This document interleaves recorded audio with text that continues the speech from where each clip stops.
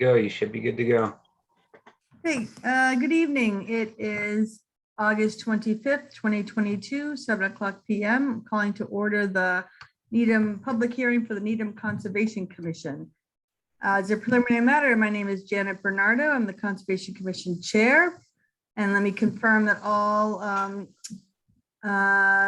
commissioners can hear me and are available. Stephen.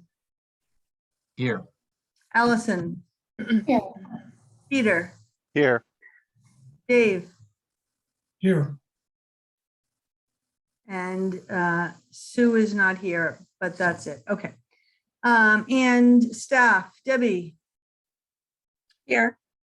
Clay. Here. And okay, this is an open meeting of the Town of Needham Conservation Commission being held remotely, consistent with Governor Baker's executive order of March 12, 2020, due to the current state of emergency in the Commonwealth due to the outbreak of the COVID-19 virus. All supporting materials have been provided to members of this body and are available on the Conservation Commission website. The public is encouraged to follow along using the posted agenda unless the chair notes otherwise. We are now turning to the first item on the agenda. Before we do so, permit me to cover some ground rules for effective and clear conduct of our business and to ensure accurate meeting minutes. I will introduce each hearing on the agenda. I will introduce the applicant and or their consultant to begin their project presentation. After they conclude their presentation, the chair will go down the line of members, inviting each by name to provide any comment or questions. Please hold your name until you are called. Further, please remember to mute your phone or computer when you are not speaking. Please remember to speak clearly and in a way that helps generate accurate minutes. For any response, please wait until the chair yields the floor to you, and please state your name before speaking. Finally, each vote taken in this meeting will be conducted by roll call vote. Okay, did it.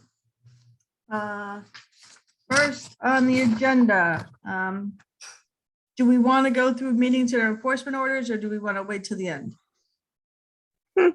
Maybe wait till the end. Okay. So I think 7 Southfield Court, a request for determination of applicability.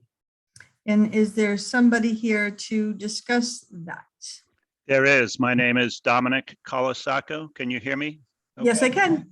Thank You have you. the floor. Thank you. I'm representing my daughter, Jennifer Colasacco, who is the owner of the house at 7 Southfield Court. The house has a deck attached in the rear, which is at this point over 20 years old. Many of the floorboards have rotted and need to be replaced. As part of the renewal project and the rebuilding of the deck, we're requesting permission to expand the center portion of the deck only. It's a long, narrow deck that extends most of the rear of the house. The request is to extend it by 8 feet, the center portion only. It's depicted on the material that we submitted. But can you share that, or maybe Clay, could you share that material? I have no ability to share. I'm sorry. Okay, we can share that. I think Clay can do it for you. And then that way you can at least talk to it. Certainly. Thank you.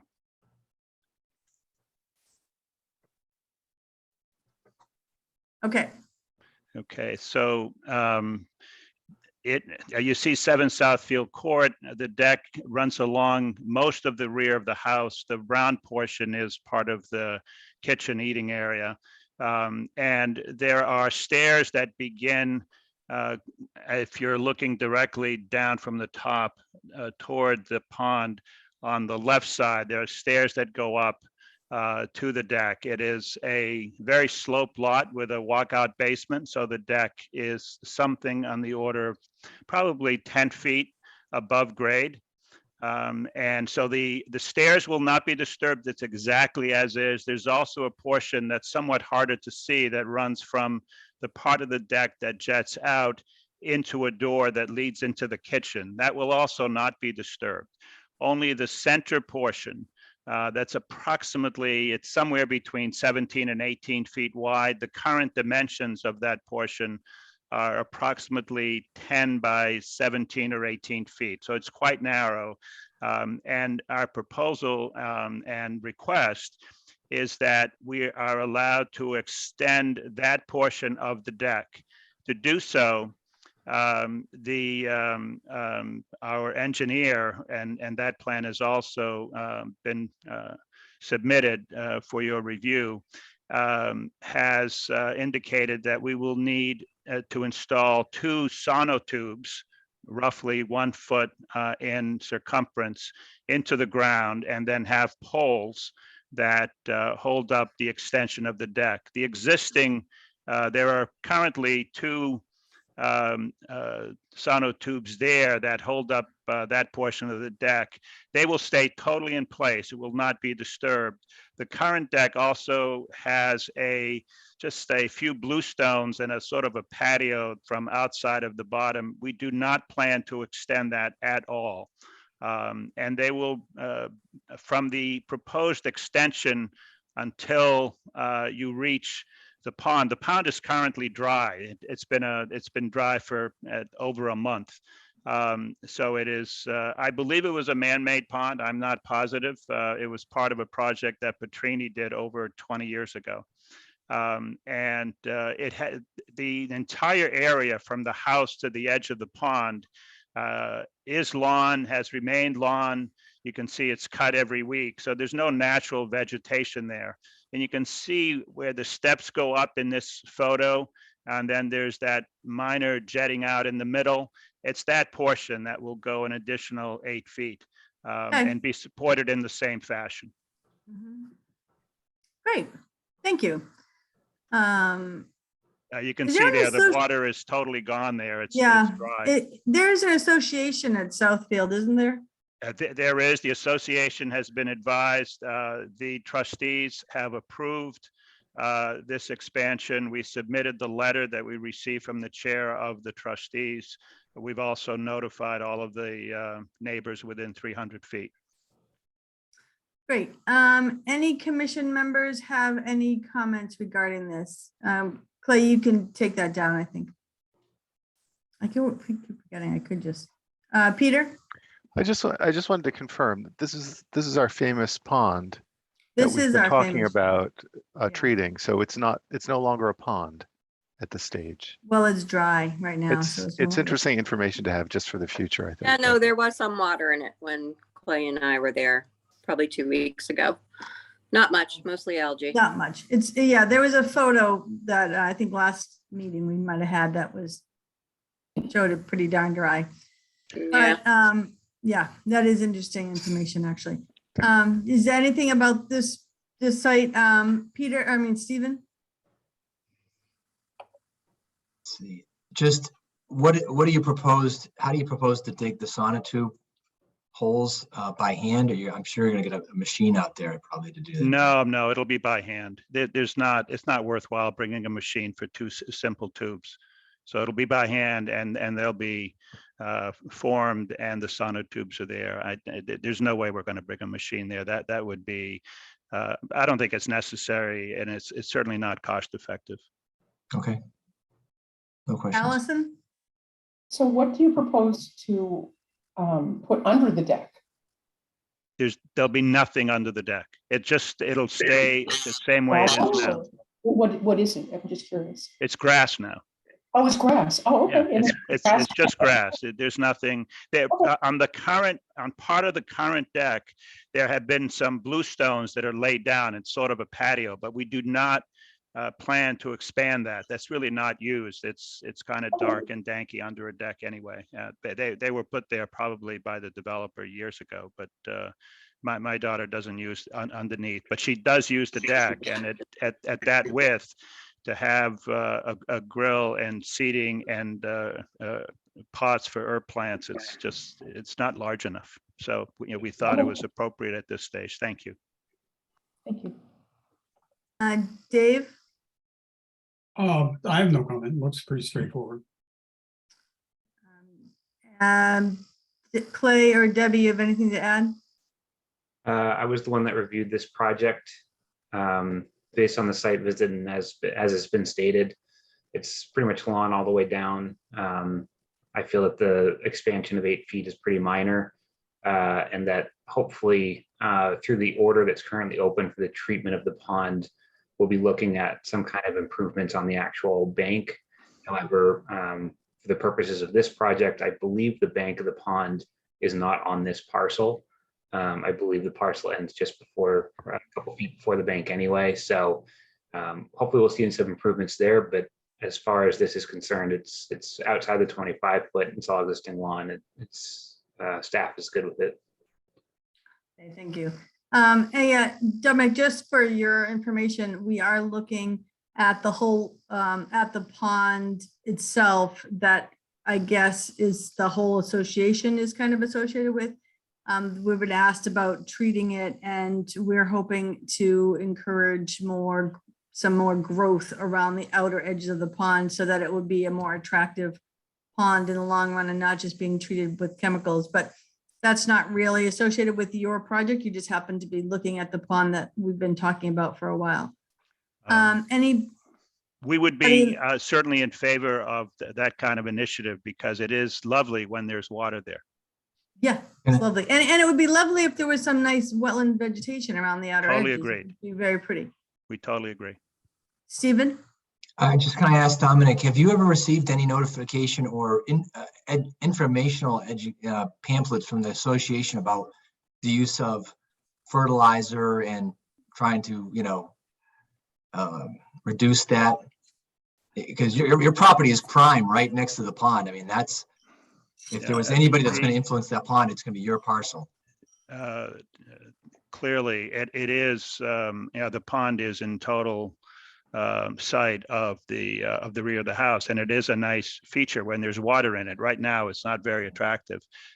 We have not. My daughter purchased the home about 4 years ago, and all of the grass and its care is maintained by the association. She is not a trustee. She's not on the board. But as I indicated, we would certainly, and there's no doubt that Jennifer feels this way, and her mom as well, would be in favor of any steps that can be taken to improve the natural state of that water feature. It's great. Thank you for that information. Is there anybody in the audience that would have has anything to add to this discussion about 7 Southfield Court? I do not see any hands up. Okay, commission members, everybody else set? Do we have all the information that we need, and are we ready to close this hearing and make a determination? I move that we close the hearing for 7 Southfield Court. Can I have a second? Second. Thank you. All in favor? Dave, Aye. Allison, Aye. Peter, Aye. Stephen, Aye. Janet, aye. And are we ready to make a determination? I'll take a motion. I move that we issue a negative determination for 7 Southfield Court.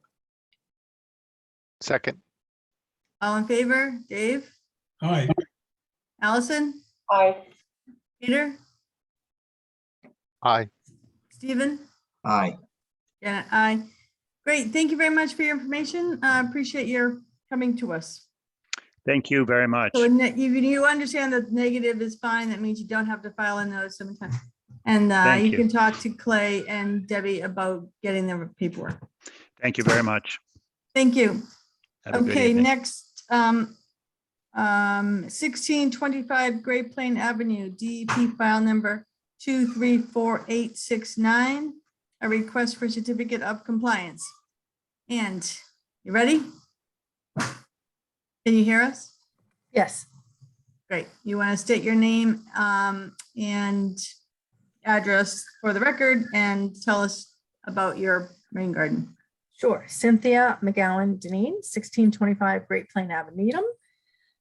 We put an in-law addition onto our home for my mom. And as part of that construction project, were required to do rainwater mitigation strategies. So we enlisted the help of a environmental engineer who proposed doing underground tanks, but it was going to require us to completely uproot existing plantings, and it also would have impacted where our electric and gas and sewer line came into our home. So it wasn't a very practical solution. It was sort of counterintuitive.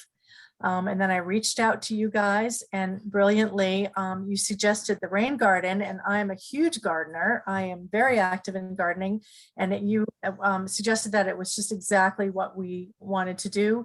We were fortunate enough to have enough space along the side of the addition to put really an overkill rain garden, like Noah's Ark size rain garden, but it's really fun. And I've had such a great time planting it with native plants, really calacanthus and buttonbush and winterberry and just so many fun things. I'm really excited about it. Of course, the whole idea of the drought is not lost on me, the irony of it all, but that's okay. It's still It gorgeous. will rain someday.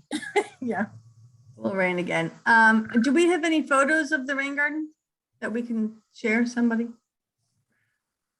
I gave you guys a video, but I don't know. I saw the video. I just want to Yeah. make Yes. sure that for the Clay had- record that, Yep. Clay will put them up. I stopped by today and everything looked great. Cardinal flowers, so love cardinal flower. I'm I hoping, love, my cardinal Oh, flowers came up this year. I finally got them. I struggled over the years, and this year Yeah. they blossomed and they're beautiful. I hope they'll stay. We'll see. They seem to migrate or Sure. something, cardinal flowers. That's what I've heard, but I wouldn't mind if they filled in that whole low area. And I planted the edges with shrubbery for the most part and put the perennials down in the bed. And I still have more to add. I'd like to do more of the native ginger Oh, yeah. and let that really take off. Of course, there's plenty of Virginia creeper that wants to fill in there too, which is fine. I'm also in the second year of a You two. can flip through pictures. Sorry. That's all right. I'm trying to get rid of, there was Japanese knotweed all in this area.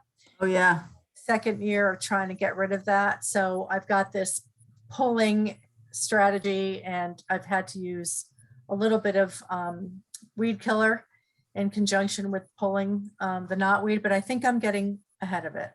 You think you're getting, We'll see. knotweed is like horrendous. You never It get looks ahead of it, great. really, but yeah, it's Oh, really look, been a fun is this part of project. it? Is this part That's, of your? well, rain garden? that's the garden that leads into the rain garden. So it's just, my whole yard is garden. There's hardly. Right. Well, I anything right love now. touring it with you, so it was really great. Yeah, Clay, it's been Can fun. you do more pictures? So that's the back of the addition. Yeah. And the water, the way they did the sloping on the on the driveway is really, they did such a good job.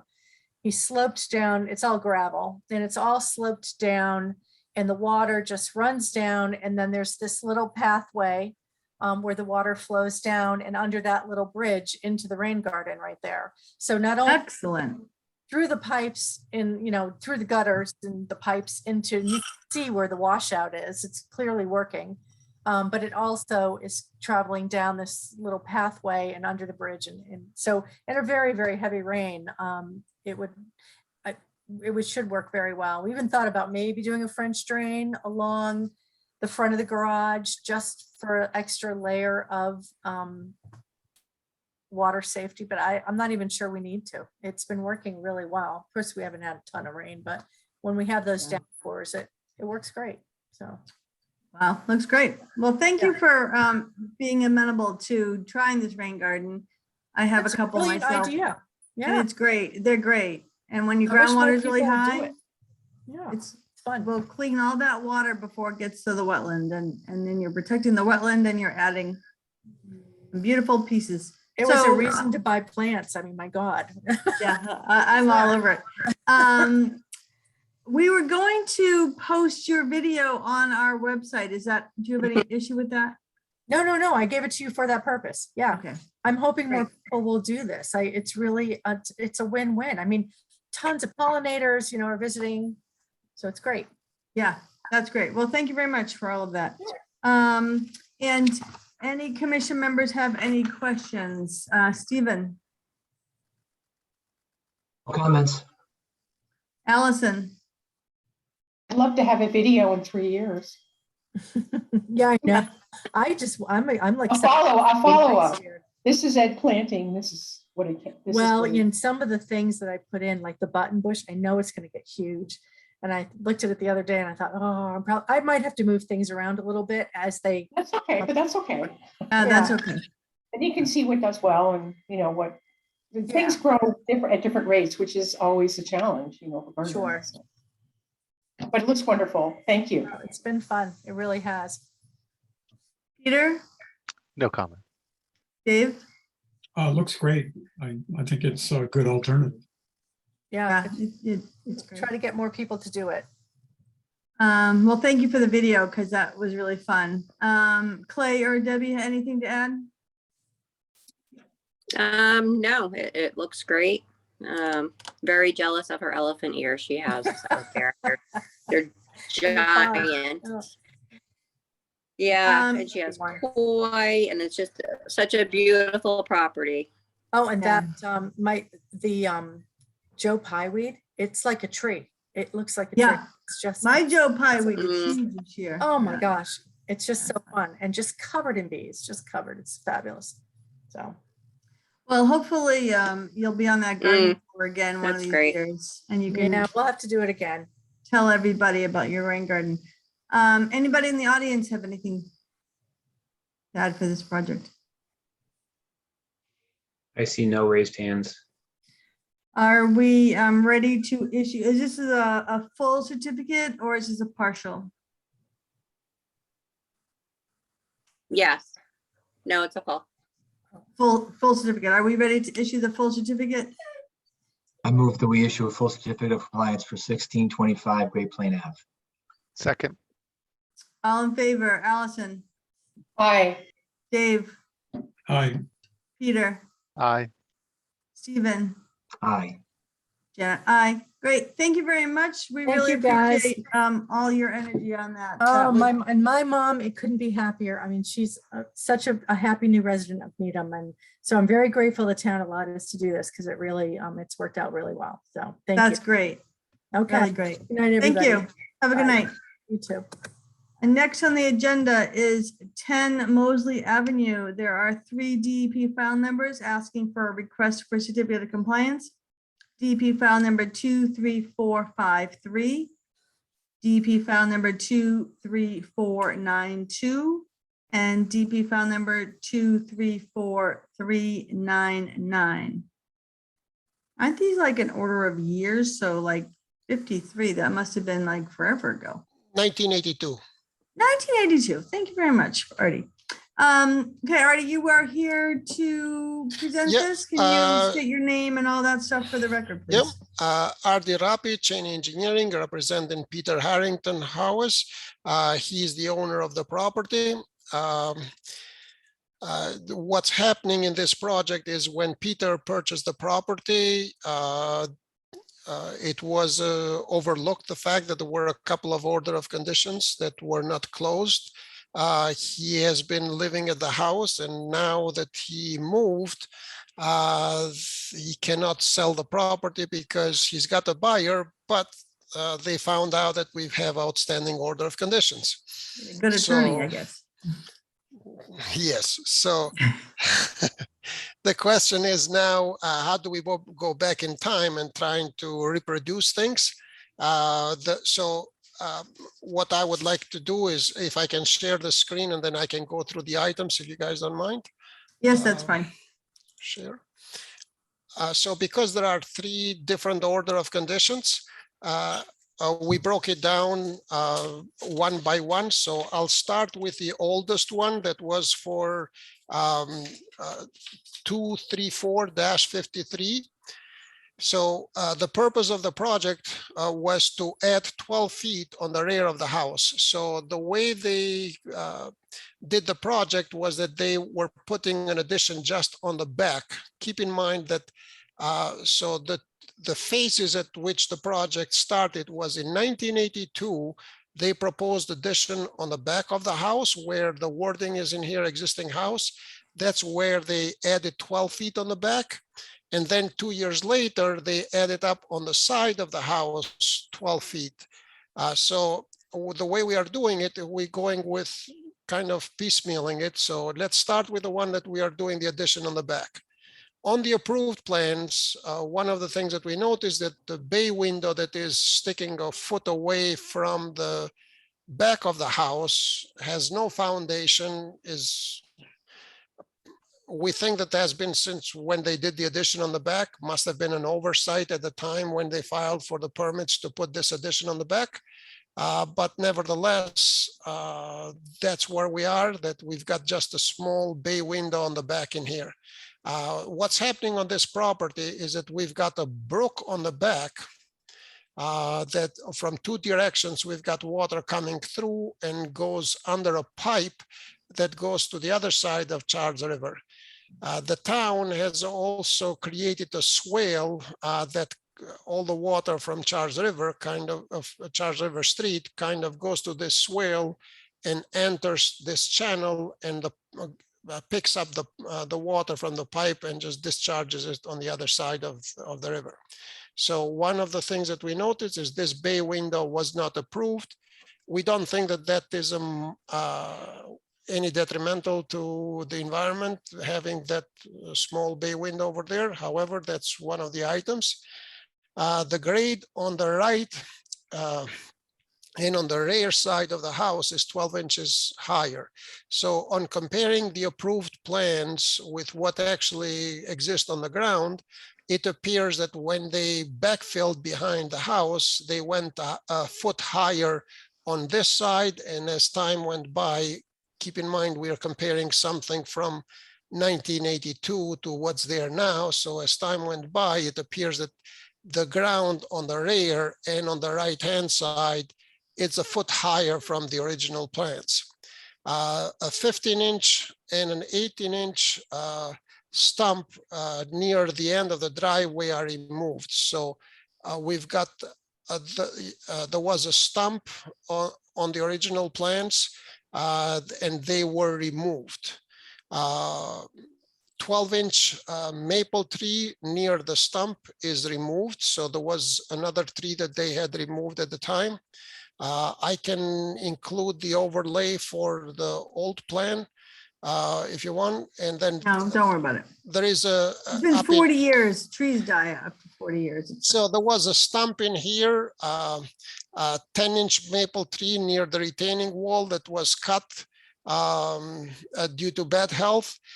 Two trees on the west side of the brook are cut. So on the ground, we noticed these two stumps. We believe that, you know, there is so wooded over there. If anything, they got cut because they fell down or something went wrong. A 24-inch tree, approximately 2 feet from the addition, is removed. There was when they approved the plan in 1982, there was not a marking with an X mark as we do now to say, okay, we're cutting this tree or we're cutting that tree. The plan at the time was approved to have where the bay window is now a foot away or 2 feet away from the building. 2 feet away from the building was a 24-inch oak. Well, you can't put a building 2 feet away from the tree. So I'm assuming at the time the commission understood that that tree was going to be removed. 12-inch maple trees removed to allow for the drainage field installation, which has two pop-ups, drainage overflows. So as part of doing the addition on the back, what it appears what they were having problem with the water. So they have a sump pump and this sump pump discharges into this drainage field.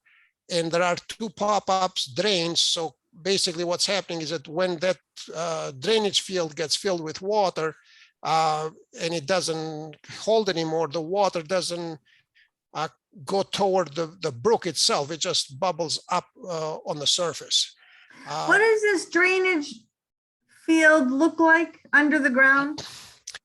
We haven't seen it, but we are assuming that that's got to be a dry well, or maybe they put a chamber on the ground. This was part of when they did a basement. When they installed the basement, they had a company that installed French drains, and as part of the work at that time, there is a sump pump. I mean, you can see on the back in here that the pipe comes out and goes into the ground. And it's visible that there are two vertical pipes in here that you know, for overflow. I am assuming it's a dry well, or it might be a chamber, but it's got two overflow pipes over here. And according to Peter, that was done by the company who installed the French drains on the basement. So I When don't were know. the French, I'm sorry, when were the French drains put in? I don't have an exact date on it, but it's, I would think maybe 10 years ago or 20 Okay. years ago. I don't know. Okay. So But it's not not, like it's not part the of one recent. of these orders? So No. I believe what's happened, no, when we, so on looking the order of conditions, on no one of those orders mentions allowing a drainage field to be put on the back of this property. I see. am assuming that was an afterthought. My guess is that they installed if you look in here, we have two basement elevations. The front basement is at elevation 117.8. And apparently when they did the back part that they installed at 12 feet, they went a little bit higher. It's an elevation 118.2, the basement floor. And I'm assuming the reason why they did it is because of water, or it must have been high groundwater. And at the time, apparently they put a sump pump as a solution. And from there, it just goes to on the back in here. It's all covered. I mean, it's hard to see how big it is. We checked with the homeowner to see if he had any documentation of what kind of, what size of what they used, but he didn't find it at the time. And keep in mind that the guy was going to Colorado. So he wasn't able to find anything. So the best thing that I could do was to put a symbol in here showing that there is a drainage field there, but the size of it, we don't know. More than likely, it's just a dry well. And that's what it there's is. no obvious direct pipe to the brook. No. What's So this happening is, is that, would be a preferred design over just pumping to the brook.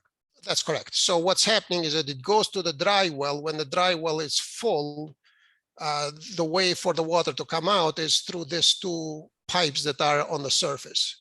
I'm just saying that even the pipes themselves, they were conscious enough that they didn't put pipes going all the way to the brook and just discharging there. So Yeah. it looks like they try to minimize the impact. So even when the water comes out of these two holes, before it goes to the brook, it will hit the landscaping or the ground that is in here. Mhm.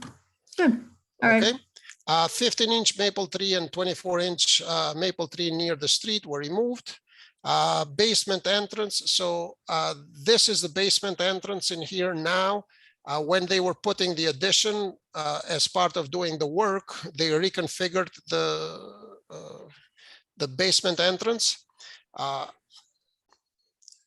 I think they have done it better rather than what it was before, but I have included pictures for the commission so they could see it. It used to be a fence going along Mosley Avenue, and that fence is removed. This were the items that we put into this 1982 order. We're saying this would be the items that we see that are different. There are other things that are different that we are addressing on the next items. But again, in 1982, the proposed project consisting on adding 12 feet to the rear of the house. Okay. Got it.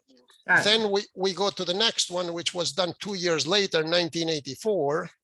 And the purpose on that 1984 consists on adding 10 feet on the left of the house with 75-foot long riprap. So in 1984, they added 10 feet to the left-hand side in here.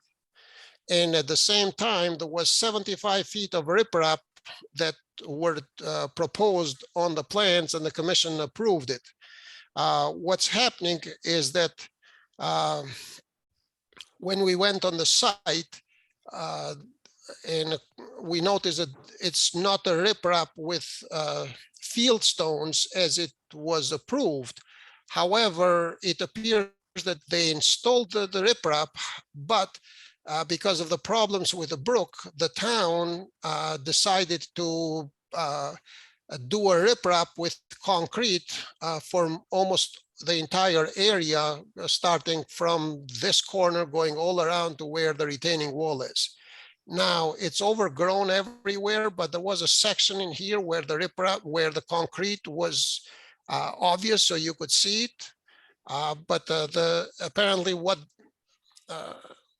was done as far as installing that riprap, the town went back and put concrete on it, or removed it and put concrete. I don't know exactly the details, but it appears that the siding of the brook, it's still steep, but it has concrete on it.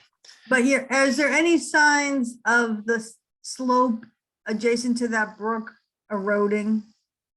No, it's pretty stable, has been, I would think that has been like that for a long time. I have pictures to show you. It looks to me like it's pretty stable. They had problems with eroding, and apparently that's why the town decided to put concrete in there. So there are big, large pieces of concrete that they have put along the whole side of the brook. According to the owner, they put it on both sides. The town came and they just did it. But that's where, so if you go on the ground now, you are not going to be able to see that 75 foot of riprap, but Peter believes that they installed it, and then the town came a few years later and they decided to go with concrete. Okay, Okay, there is, so as an item that we see at deviance would be, there is a 3-foot pedestrian bridge. So this is a retaining walls on both sides in here. It's a pedestrian bridge, so it's just a wood platform that they have put on top of the 2 walls, just so you can walk from here to there. And I have attached the picture. If you want, I can show you the picture. we'll stick with this thing Let's first, and stick with then the we'll plan go and first. look at Okay. the pictures. So after. what we are saying is that there is a 3-foot bridge on top of the retaining wall. So there is nothing holding it, nothing fancy, it's just a pedestrian bridge. There is a decorative 3-foot by 5-foot deck in there with a small chair, just, cosmetics, I would think. So that's, but it's right at the edge of the brook, okay? Then we have the grade on the left-hand side, the same thing. When they added the 10 feet over here, it appears that they added a little bit more soil on this side. And the riprap stone was replaced with concrete riprap to the town, according to the owner. Portion of riprap are exposed, so this is the portion that are exposed. The purpose of the project, again, was to build this 10-foot and the riprap. And so what of the driveway, this Bitcon driveway, was that there all along? No, When did that come? that came later on. So I haven't included that on this order of Okay. conditions. So I'm going to 1984, and it appears that so the plans all the way up to 1984, they do show a small driveway in here. So it's half of the size of what we have now. So the old driveway was half of this size. And what we're saying for variances on the last one would be that we noticed that on the ground, on this order of conditions, we're saying from 2004, is that there are 3 stumps visible on the ground. They were not even shown on the approved plans, but there are stumps that are on the ground. So they are there. So in 1984, the reason why they came in 2004, I apologize. In 2004, the reason why they came in front of the commission is because they wanted to install this shed. And the commission gave the approval, but one of the conditions that the commission gave them was that they had to do a plan on record creating a conservation easement that was part of the requirements on the other from 1984. But Okay. it was in 2004, it wasn't done. So the commission gave the approval with a condition that this gets done. I put the book and page so you guys can see that it's done. So it's on record at the Registry of Deeds. So I didn't put it as a deviance on the other items. And then the other thing was they were trying to stay like 10 feet away from the shed, the shed to the building. So now it's like 9.5 feet. And we believe that it's on the right location where it was approved. However, what we are seeing different now is that there is a gravel parking area that they have created for just parking a car in there. There is a wood planter. It's a small size, but it's just a planter for plantings. It's right at the edge of the lawn. A bluestone patio. There is a bluestone patio that they have that has been installed in the last, I want to say 10 years or 15 years when Peter was there, that they decided to put this bluestone patio on the front. And then we're saying the bituminous concrete driveway on the left-hand side of the house is extended all the way up to the back of the house. According to the plans, it used to go all the way up to here, so only half of it. Now they have expanded, it has gone 19 feet wide and all the way to the back of the house. And there is a small condenser unit, like, you know, the regular AC units that you have on the back of the house that is on the back in here.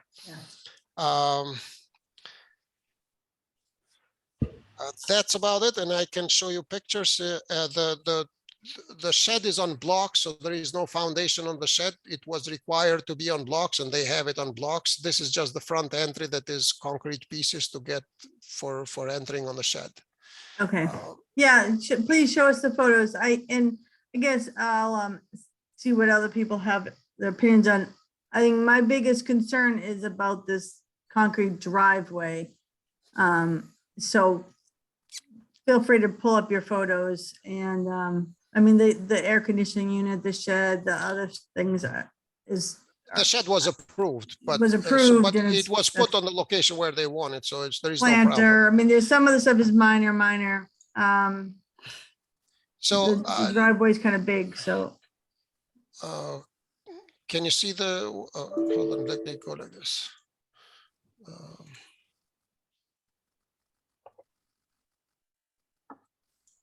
So this is the entrance for the basement entrance. I don't know if can you see it. So Yep. what they have done is that they reconfigured this wall in here and they put timber retaining walls. I would think this is work from 1982. So it has been there forever, and you can tell that is old. So Yep. I don't think that's would be a problem. The other one, let's see if that goes. So if you look in here, this is the shed that was approved. This is the entrance for the basement. And this is gravel that they have created as a area that you can just pull the side for the car. Okay. This is the, okay, let me rotate it. So this would be the 19-foot wide asphalt that goes all the way to the back of the house. And in here, we see the bluestone patio that they have in front of the house. What else did I include? Hold on a second. This would be the ripraps. I don't know if there is a good way. Yeah, okay, so now you can see it better. So we did this work like less than a month ago. So as you can see, it's all dry right now, but these are the pieces of concrete that looks like, you know, the town must have done it because it's a lot of them. But what else?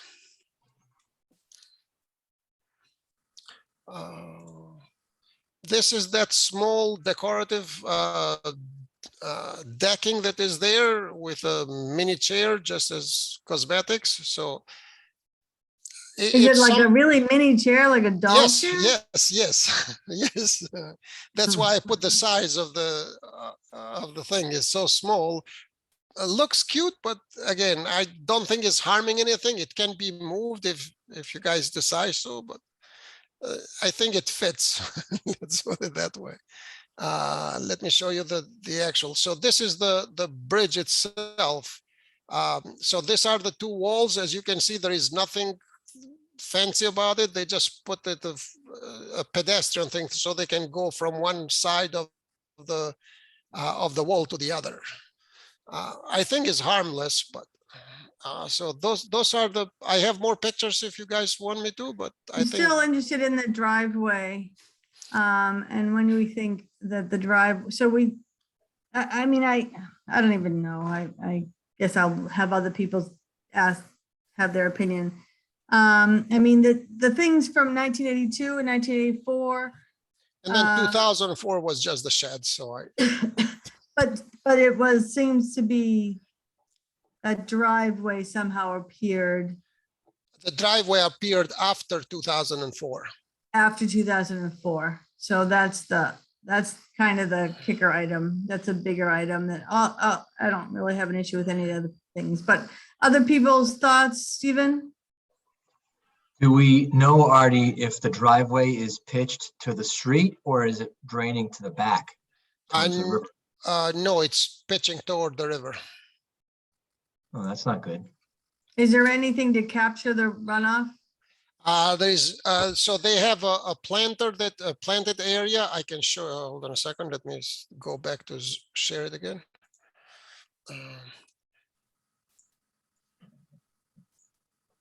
So there is a planter that they have installed on the back in here. It's with shrubs, so you know, if anything, that would help. As you can imagine, the homeowner has already moved to Colorado, and this is holding up everything. So if it is that the commission would feel better if it is that they put a 2-foot recharge stone trench in there, we would be happy to do that. If Well, that would alleviate the would- concern.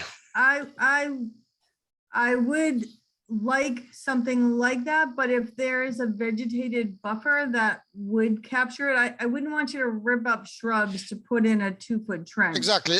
And I believe I have a picture that I can show you if you just bear with me for one quick second. I would rip up like the last 5 feet of asphalt and put in stone. Just give me 1 second, guys.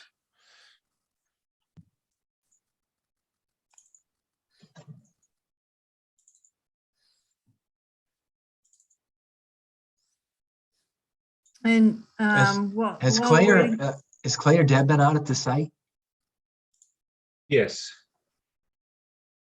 So Do do you you have any guys photos? see the same thing that like we're talking about here? Does the driveway just funnel everything down to the back or does it go off to the side? It was not a steep slope. I can pull up, I don't know that I have a direct photo of just the driveway, but here you Well, can. that's pretty good. It comes back and there is plantings at the back.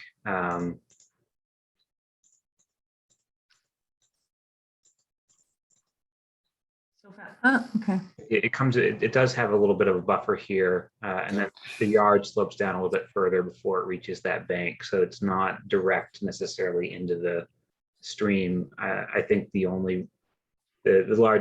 concern, I guess, is the expansion, the size of the driveway, in my opinion, based on what was approved. What was approved was done so long ago as well. It's a little muddled. Well, it does look like it's pitching away from the house onto the lawn. Would it be useful to have a stone trench between the driveway and the lawn? Anybody's thought on that? Or is that not useful? I think it would be helpful to have, again, a skirt around those two sides of the driveway, the back and the side, that is like maybe a foot wide by, Is it- you know, yeah, if they- a foot deep of crushed stone. Yeah, a foot deep, a foot wide, or two, or something in that order. If they had come and asked us for permission, that's what we would have required them to do. And We easily would have given them permission, but we would have had them put stone around the edge. and we'll be happy to do that. That's not a problem. Peter, you have any thoughts?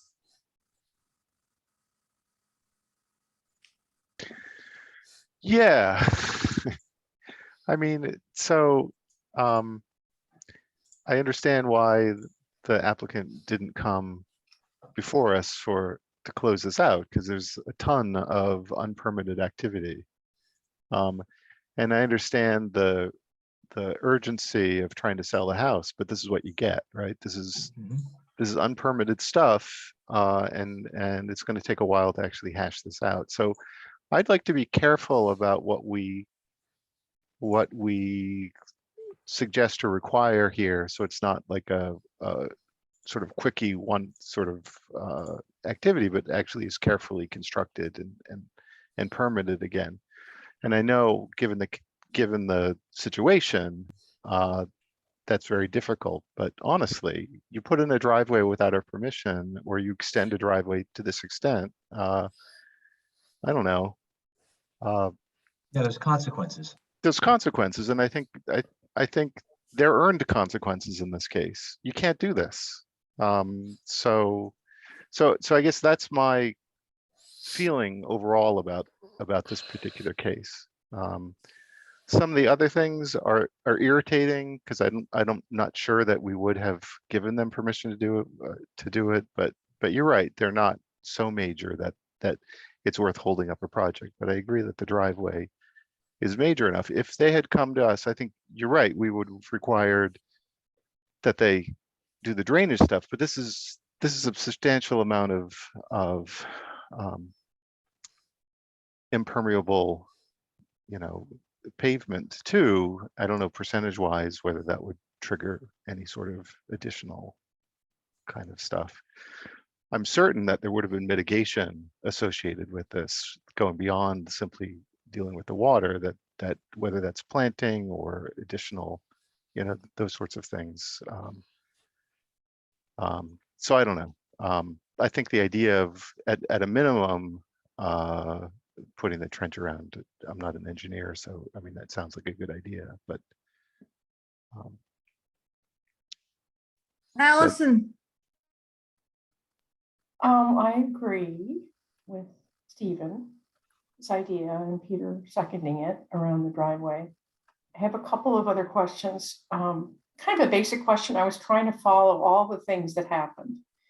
Now, tell me again, was the expansion of the house at 2 different times both permitted by Concom? That's correct. So in, Let's make sure that was. yes, Okay. so the All right. word, so the word, I'll show you. No, it's okay. I don't take your word. Okay, so I believe- the word two, so in 1982, they did the addition on the back, and then in 1984 they did the addition on the side. Then in 2004, what you see in here as an overlay is the 2004 plan. So in the 2004 plan, we just had this bit driveway that is shown on this corner in here, that's how much they had at the time. Now it's almost doubled on side. And again, because of the need of, another thing that is shown on this plan is that this is an easement line, is not actually the property line. We believe the property line is somewhere in here. But we showed it correctly so that the two things overlay with each other. The client will, at this point, this is holding up the sale. So if it is that the commission feels that you would be happy with having that trench installed, typically we go like 1.5 feet deep and 1 foot wide trench. It can be we can have them install that trench and provide proof that was done, and Deb can verify it. But anything that the commission can do, I'm sure that the owner would be appreciated. He was blindsided. He didn't know about it. So yeah, no, I'm wondering if you could also have a little trench around the overflow pipe that was not permitted. Overflow pipe. There is no overflow pipe. This is For the sump pump. You said there's 2 overflow pipes, so it's vertical pipe, so there is grass all around. So if it is that the water, if this thing fills with water, the water just bubbles out on the grass. So there's no erosion ever been. There is no anywhere? erosion. No. You, as you can see, this is the edge of lawn. Yeah, Out no. with Those two water. things, yeah, that's why I said there's two pop-ups, just because they go vertically. That's one of the No, I reasons why I understand what it clarified it. is. I understand what it is. It's just, There- you know. Yeah, there was no sign of any erosion on the ground. Right, because that wasn't permitted either. I mean, to me, that's actually as important as a driveway, but the fact that wasn't permitted. I mean, I understand why people would want a sump pump. I get that. But it goes right into the, stream, the brook. So, Where- and then where the is last that? question, the last question I had, what? Oh, this is Dave. I was just wondering where all the roof drainage goes. The roof drainage just goes on the surface, on the ground, nothing. So this is just this is the sump pump is for the foundation drain that they put in. And for the basement, I'm For assuming. the basement, that's correct. So That's so the last thing is the little bridge that they built, which is adorable. Did the town give permission for that in any way? Because they're built right on top of the town Well, property. as you can see on the pictures, it's not on town property. This is on their property. The So town. they own that brook. No, the town doesn't own it. This brook is owned by the It's owned by the- homeowner. by the- Okay. But however, what's happening is that the town has installed this, Yeah. this wall. Now, the way I see it is, it's not that they bolted it or they did anything. It's No, just, okay, yeah. a Sitting there. just sitting on top of the two walls, gotten, it seems to me harmless, but that's Well, why I took the pictures. I know we're in a terrible drought right now, but if we weren't in a terrible drought, has it ever been known to overflow the bank? I mean, in that case, hopefully I the liquid don't- flowed away. It's not going to impede the. Is it flow. a perennial stream? Yes, Yeah. Because This is the the town one that has, the feeds. town has easements over all the perennial streams to Okay, maintain. so that's their Yes. call. We can't then- approve that.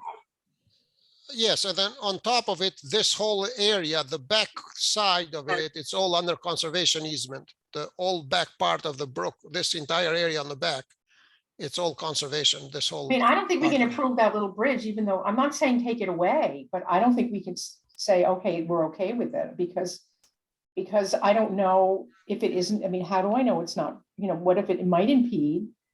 If it ever got high enough? I mean, I don't have enough information, and I don't know if they do have an easement, if somehow other people in town have to approve that besides us. I don't know. So this is It's- clay.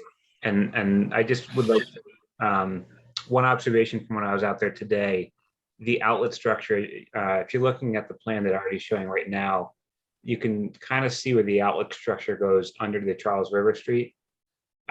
This portion of that channel is only there catching the runoff from Charles River Street. The flow comes from the right-hand side of the property to the left and to that bridge point, or to that culvert. So the bridge is not over where the regular flow comes from Country Way down.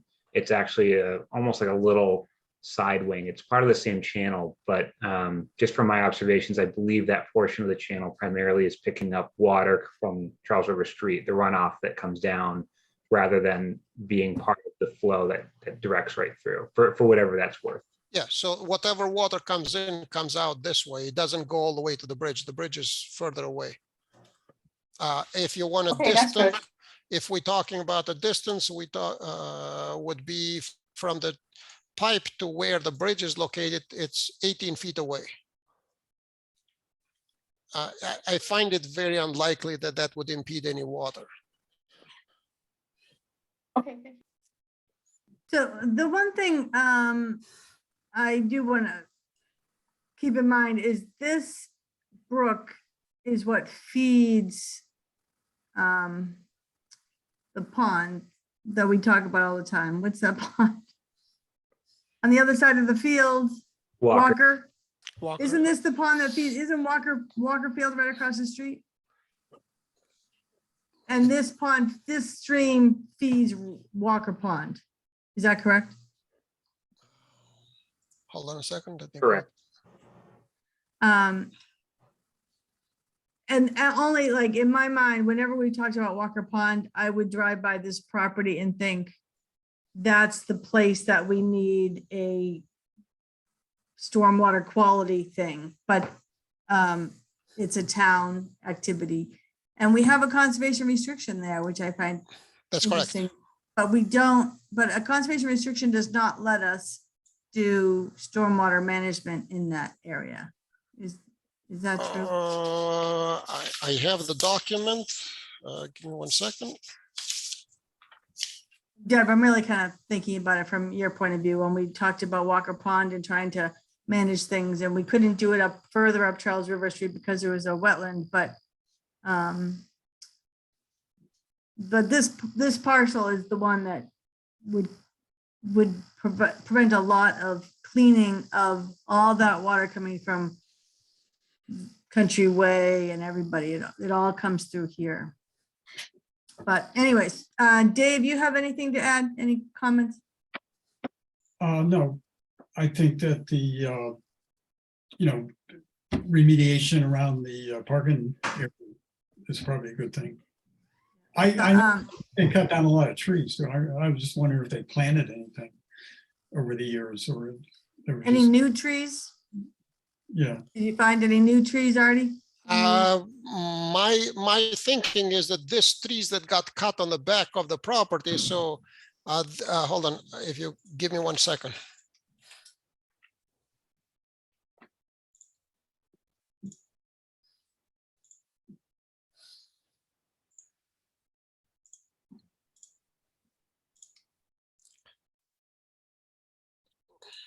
So to put it in perspective, this used to be a 10-inch maple back in 1982. Now has gone to 38 inches maple. It used to be too small, this 15-inch and 18-inch trees that got cut. This 12-inch tree is gone, but there is a 24-inch tree that is in here. So the 24 inches new? The 24 inches, I believe, used to be only a 10-inch. He's got a writing in here for 10-inch. This is the 24. This is the oak in here where they have it next to the building. There are 3 stumps in here that shows that, that were not even shown on that plan. I don't know the details, but there are plenty of trees that on this wooded area that the homeowner has put in. Now, how much of that is old and how much is new? The old plans from 1982 they did not take the time to locate all those trees because there was nothing being done on that area, I believe. Has the homeowner told you that he's planted any trees since how long is he on the house? Since 2004 or since 2010 or something? I think in 2004 is, he must have bought it after 2004 because in 2004, the applicant was still the old owner, not the current owner that we have, not Okay. Peter. So since he's owned the house, has he planted any trees? I can't say for sure. I didn't ask that question, but if Janet, there was something on the ground, we would have shown it. we do have one That's- hand raised, and it appears to be the owner. If you'd like, I can Oh. bring him over. Yep, please let him in.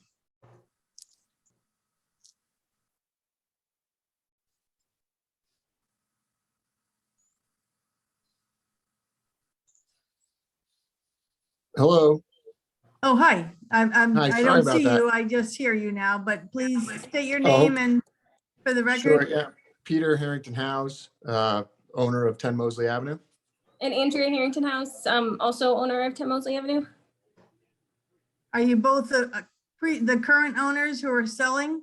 Yes, yes, So we we are. bought the property in 2014, no, 15. 2015, yeah. And when we bought it, we had no idea when we did a title search, the title came up clean. And so we're. Our lawyers didn't find it, yeah. Our lawyers didn't find it, but we did plant lots and lots of trees. So. Oh, good. Yes, I love gardening, so you'll see the hydrangeas, you'll see a lot of, Trees around the shed. and a lot of the evergreens. So you'll see a bunch of trees planted, lots from Volante, unfortunately. Just my budget didn't like that, but we did That's have, okay. but we did plant a lot of trees. I mean, and we did plant a row near the driveway. We didn't know that there was a driveway issue to like total transparency. but we did plant a row of evergreens, bushes there, but we also planted a row behind it as well. So if there were runoff, there'd be one row, and then behind it, there's also a separate row for runoff. Boxwoods, hydrangeas, and azaleas. Yeah. Okay, thank you. Thank you for that. Because Lots of I catnip obviously for you'll the- see a for the lot of bees and catnip the on the hummingbirds. property. Yeah. I love catnip, so And a very clovery lawn for the rabbits too. They unfortunately. yeah. Well, clover is good for the stormwater. You don't have to fertilize it. I hopefully you were not And so the- fertilizing this property. And you'll see No, the two no. climbing hydrangeas as well. And then a couple, I forgot the name of the white, Yeah, I forget the white. the white flowers. Rose of Sharon's. Yeah. So we planted Oh, a few the Rose of Sharon's along the house as well. But yeah, we were completely blindsided, to be honest. We are learning as we go on this Yeah. one. So I have no idea about the driveway either. yeah, literally no idea. So we're learning this as we navigate this. And this driveway that we're looking at is made out of, is gravel or is it Yes, asphalt? gravel. Okay. That's gravel. This one was also not permitted, is my That's correct. understanding. Yep. This one doesn't bother me quite as much as the other one, except that it would certainly be easy to eliminate it. Yeah, So, the turtles come up every year and tend to dig around it. So they get some turtle nests around that and in the garden every year. Big snapping turtles.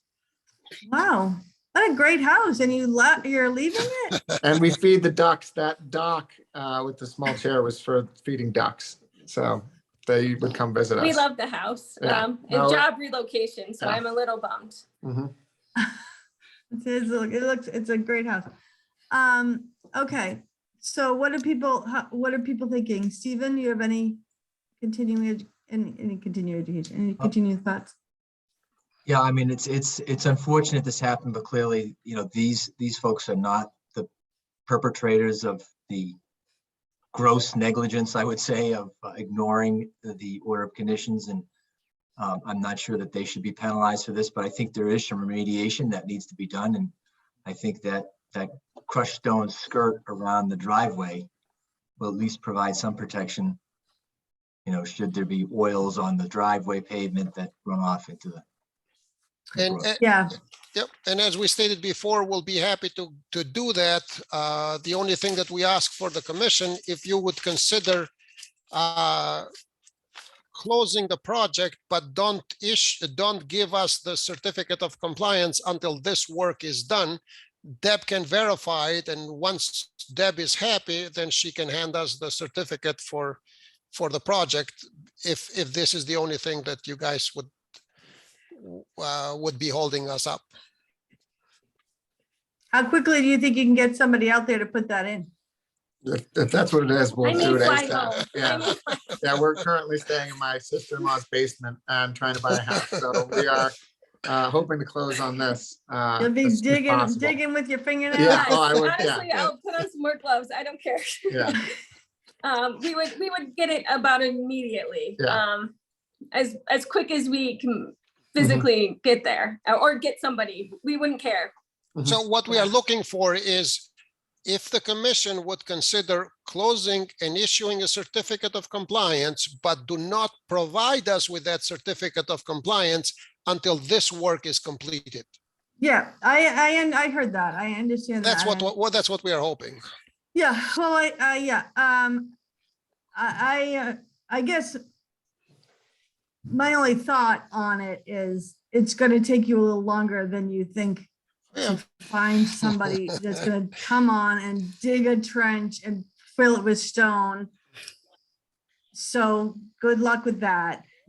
I just kind of I don't know how well, having us hold the certificate for you is Well, what that's going to do, so what's that going to help is put at ease the buyers. okay. So You have the the ability to buyer's walk away. attorneys, they are We're very ready to nervous. buy it. If they know that the certificate of compliance has been issued, but they have not been provided because it's holding up building this trench, if it is that we build a trench a week from now, they can close a week from now. If it is that we build a trench a month from now, then they can close a month from now. I'm trying to avoid not having to come back for just installing the trench. And giving them Yeah. a peace of mind that is all set. Okay. Peter, you have anything to add? No, I'm happy to hear about the plantings and, Yeah. That was helpful. and the turtle nesting area, I think can be maintained as a habitat, honestly. Right? They come every year. They Yeah. do. They are. I And hope- we just let them be and they come and dig in the garden and then we Yeah. like just see the babies in October.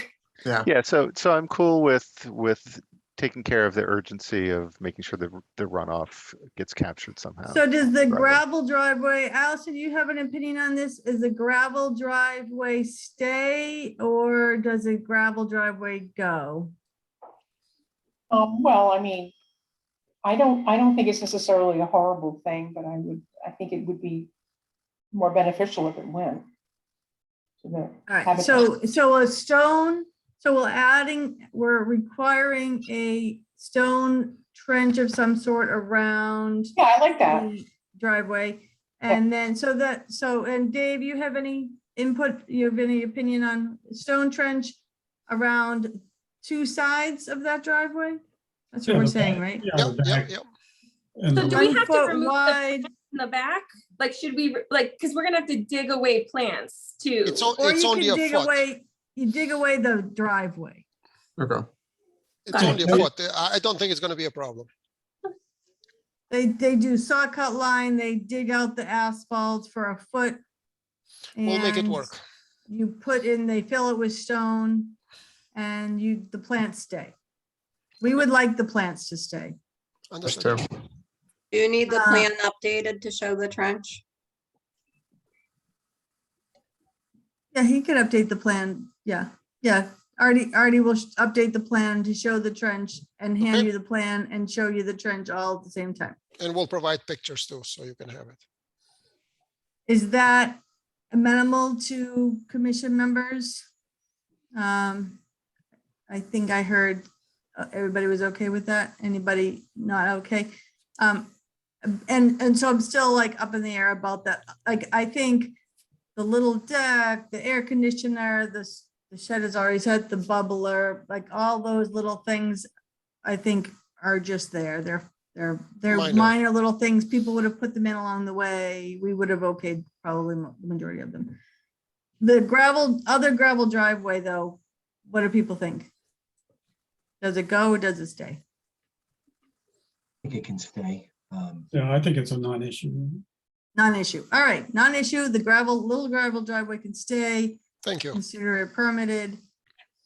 Give us a trench around the bigger driveway. Yep. And, okay, so we need a motion for issuing a request for certificate of compliance on DP file number 23453, which was issued in 1982. So moved. Second, All in favor? Dave, I, Peter, aye. Allison, Aye. Stephen, Aye. Janet, aye. Okay, we need a motion to issue the certificate of compliance for DP file number 23492, which was issued in 1984. So moved. Second, All in favor? Dave, I, Peter, aye. Allison, Aye. Stephen, Aye. Janet, aye. We need a certificate of compliance, which, do we say, I mean, we are issue the certificate of compliance with the understanding that a stone Contingent trench upon. will be installed for DP file number 234399, which was issued in 2004. So moved. Second, All in favor? Dave, I, Peter, aye. Allison, Aye. Stephen, Aye. Janet, aye. And understanding that it will not get handed over until that work is done. Thank you. Great. Thank you very much. Appreciate it. okay. Thank you. Thank you. Thank you. Thank you for coming on. That was very helpful. Okay, the next thing on our agenda is, and just before we open this one, I do have to leave at 8:25. It's 8:15. So Peter, are you ready to, you can take over when I have to walk away? Okay, so this is DEP file number 234259, number 21, 29, 37, and 45 Cedar Springs Lane, a request for certificate of compliance. And Artie, I guess you're here for this one as well? That's correct. Okay, can you talk faster this time? Yep. So on this project, we came in front of you before, if you remember, in December of 2021, you gave us a partial certificate of approval for this house at number 21 Cedar Spring Lane. That was being held. The certificate was issued. The three neighbors, they had not done an existing condition, so we went ahead, we prepared the plan. And what we have found, the things is, there were 2 bounds that we had put in before. We added 3 additional bounds on the back. Couldn't put more bounds in here because it's all riprap on the backside in here. This is inside the wetlands. Trying to put a bound in there didn't make sense. So we agreed with Deb, rather than putting 1 more bound in the middle of nowhere that no one's going to see it, we put it on the corner in here. So it's a corner lot. 3 additional bounds were set. The sewer connections are slightly different from what was proposed, but at the time the town was putting a new sewer, so that's very minor. Trees have been planted along the property lines, which is a positive thing. On number 29 Cedar Spring Lane, steps for the deck are installed 96 feet away. So as you can see, we are 96 feet away with just this landing, which is minor. The lawn extends beyond the property line up to where the sewer line is, but now that they know where the bounds are, they will not go all the way to the end with the lawn as the time goes by. On number 37, there is a deck that is 66 feet away from the wetlands. It's slightly larger than what it was approved before, but we are talking about a couple of feet. We're not talking about that much. Then there was an amendment that was put on the time. It looks like they were approving for these boulders. There is a set of stairs going down. It's 83 feet away from the wetlands. Again, seemed to be no issue. The same item stands for this one, that the lawn continues beyond the property line. Now with the bounds, they know where to go. With number 45 Cedar Spring Lane, they have installed this concrete patio, which is 92 feet away from the original wetlands. I don't believe that should be a problem. Then the stairs for the deck were reconfigured. Originally, they were going to go this way. Now they are still outside the 100-foot buffer. There is a wood fence that they have installed on the top of the riprap for safety purposes. The problem is that on this side, the fence is 59 feet. On this side is 74 feet away from the property line, but the fence itself protrudes over the property line on this side and over the property line on that side. Both neighbors are Town of Needham Conservation Commission. So having a piece of fence that extends beyond the property line a few feet for safety purposes, I would say is worth it letting it go. But again, it's up to you guys how you feel. There is, in this riprap that they created, was not shown on the plans. It looks like they were trying to create somewhat of a backyard in here, and they installed this riprap. The riprap extends beyond the property line up to where the sewer line is. In my mind, the project was that they were installing a new sewer line all on the back in here. So the installation of the sewer line itself must have been more detrimental to the wetlands that installing the riprap, but again, it's not shown on the plan that was proposed. That's all it is. The bounds are on the lot corners. There is a plan on record at the Registry of Deeds that conveyed this lot to the town of Needham. One of the requirements was that we were going to put a plan on the record showing the bounds. Because the bounds are right at the corners of the lots, it doesn't make sense to put the plan on record, because it's not that we are saying that this is an area that you are not going to go beyond. But for clarity purposes, so that we can close all the project for all the Clayton recommended that we do one plan that shows everything. So this would be a plan of record that we can show everything on one page. Here is the 4 properties, and let's get a certificate of compliance that lists all 4 properties. This one in here has a parcel. This 3 of them don't have a parcel. So rather than issue 3 partial ones and then one that covers everything, it was suggested that we go just with one and move on with it. Was Great, I fast thanks. enough? Yeah, that was fast. Thank you very much. Anyway, take a breath now. So as far as the 3 property owners that are mowing too close to or over the property line, you said they now understand where their line is and they will no longer That's mow as correct. far? That's correct. And they're just gonna let that grass grow back naturally somehow? That's leave it up to the nature. Yes, that's the intent. They haven't gone beyond that line as it is right now. Since we put the bounds in there 2 months ago, 3 months ago, there has been no activity on the back there. Okay, good. It looks pretty mowed. It looks pretty mowed when you Well, went out we there? have photos. You can Oh, sure. Yeah. make your own Last time I went, yeah. determinations. Yeah, so because that would be something that, you know, we're going to really, you know, if we see somebody mowing, we're gonna be giving them an enforcement order because this has now clearly been shown that they're not supposed to be, and you have the Yeah. bounds, and so it's all very clear. So, And it's inside town property now. You're mowing Yeah. inside town property. Before it wasn't town property, now it's town property. well, before it was somebody's property. Yeah, I understand, but Wasn't now, theirs. yes, so.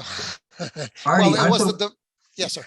Aren't the bounds, those are actual property bounds, surveyed That's correct. That's bounds, correct. right? That's correct. That's correct. So don't we normally, Janet, require homeowners in this case to put bounds or birdhouses or whatever it is all along the back line to, again, alert them and any future homeowner that this is a conservation area to be left alone? We do, and that's what we figured out when the first guy came in 2021, that the bounds were never put in. So that was part of his thing, is that he had to put them in. And now everybody knows where the line is, but they hadn't put them in. Well, Whoever another, the contractor had to put them in. another thing that I would Yeah. like to clarify, Stephen, typically you make us put bounds in and you make us put a plan on record to show that, yes, you own so much land, but you cannot go within 25 feet of your own land because this is something that is conservation. In this case, the bounds are at the lot corners. So there is no reason that someone would go beyond what they own to do mowing. You Well, know, that's because nobody looks at the bounds on the corners, which is why you have to Oh, have a yeah. feature like every 20 feet. Why along don't the back. you put up the pictures, say 1,000? Sure. Yeah, and Well, I'm gonna have I to. have pictures that Clay can put up.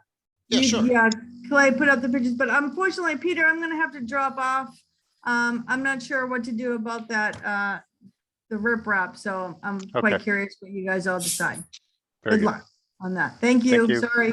Bye. Okay, thank you. So the bounds are in and they have our placards on top. You can just go through them quick, Clay. So you see where the bound is and the lawn beyond it. So to the left of that, there's some, they've been dumping some lawn debris in the wetland as well. Go ahead. So you see where the bound is? So everything to the left of the bound is supposed to be natural. Go ahead. You Yeah, can see it off in the distance there, I think. yeah, exactly. Go ahead. Yeah, so you can see the bound between the tree and the little planting area. And those were that's the area that Artie was talking about with the stairway coming down and the wall. Yep. And that is, so they put in that patio. Right, and so there's another bound. In the lawn. An additional corner bound. So that bound, so everything to the right of that bound is supposed to go natural. So that is the Yeah, so- fence that he was talking about. So a portion of the fence is off property. And then the next picture shows over the fence. So that's the riprap that they put in off property. Well, that's inside the yeah, well, partially, yes. The bottom is outside the lines. but you The can't bottom see is it. outside, yes, yes.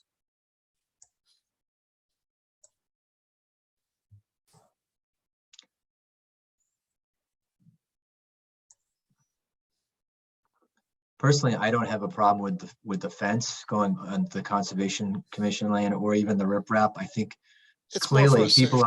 people are ignoring the bounds and, maintaining lawn beyond where they should be. I don't know if they clearly understand what they're doing and what they're not supposed to do. I don't, Deb, did you have any conversations with these folks?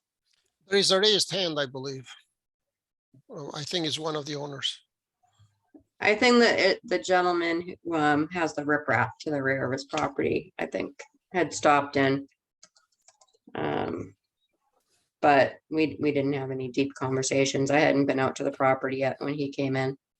Did Clay take the photos? Who took the photos? Me, Clay, Oh. yeah. Can I just clarify? So they came before us in 2021 and we gave them a partial because they had not put in the bounds yet. For No. only for one of the lots. so we gave them a partial because this is one notice of intent and one order for all 4 properties. And the So other ones since were only coming in. they had come in with their as-built, they had to get a partial until the rest of the people came in and either got partials individually, or as Clay suggested, they come in and go for a complete for everybody. Got it.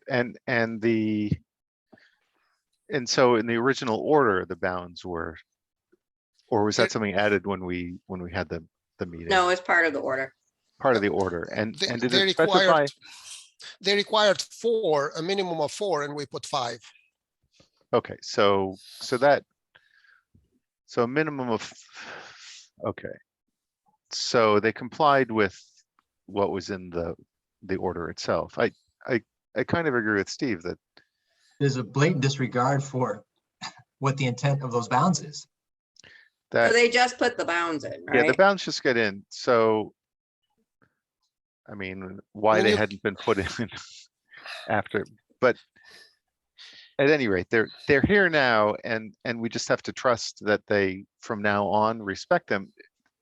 It would, Well, was I seeing things or was there actually gardening plots and that sort of thing in the conservation property? Yeah, It- well, it's just off a of their landscaping. property. Off of Yes, their- so they had actually built stuff in our land. Right, Well, so, it's a landscaped area, so, and it's got the birds feed over there, so we can certainly have them remove it if needs be. yeah, I mean, so anything that's built, anything that's installed, should be removed, it seems to me. Again, it's with no foundation or nothing, it's just a matter of picking it up and moving it. Yeah, so It's it's so literally easy. minutes. And we'll be, I mean, again, if you want to give the approval subject to making sure that Deb can come and look and make sure that that's have been removed, we'll certainly make sure that they remove it. That feature. Maybe if we drafted a letter to the property owners that they need to sign and return, that they understand they're not allowed to maintain past the bounds, and that we will issue enforcements and fines if we happen to see that they have. Activity. If nothing else, that will at least document that they've read and understand the consequences of this. I mean, Mhm. they can't feign Right. that they. They can't say they didn't understand or, whatever. But I would again, like we did on the last one, I would kind of hold the passing of the certificate until, again, nothing's growing right now, so you're not going to be able to tell if they're not mowing it. I don't know, maybe you can, Deb, but I mean, Yeah. I would wait until like late into the fall to make sure stuff is growing up and they're not mowing back there Mhm. before we actually give them the paperwork.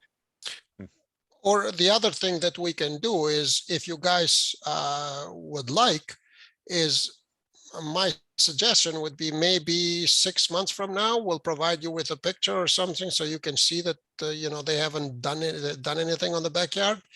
But I mean, again, this has been open, it's an old project, so it's been open for a long time.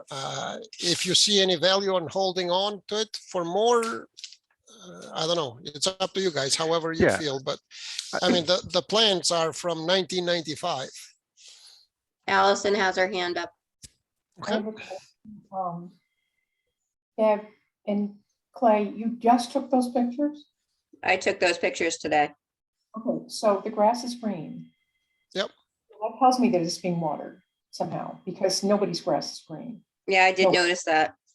So they're watering it. So clearly, if it's green, they're mowing it. There's no question. If that was brown grass, I would say, or very, very pale green, then I would say, yeah, that's possible. They're not mowing it. But there's no question in my mind that they are mowing that grass. They're watering it.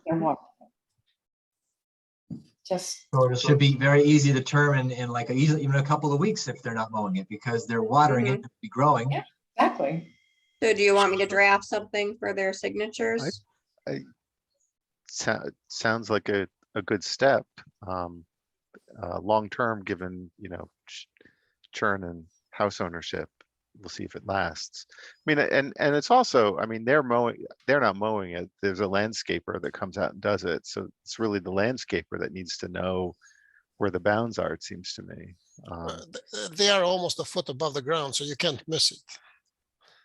Mm. Yeah, well, The other possibility that Clay brought up, if they don't need their COC, they're not selling or anything, they could withdraw this request until the fall. and then we have a And- chance to see if they're complying. I think compliance in this case is very crucial. I think that the bounds, we don't know if they're going to work yet.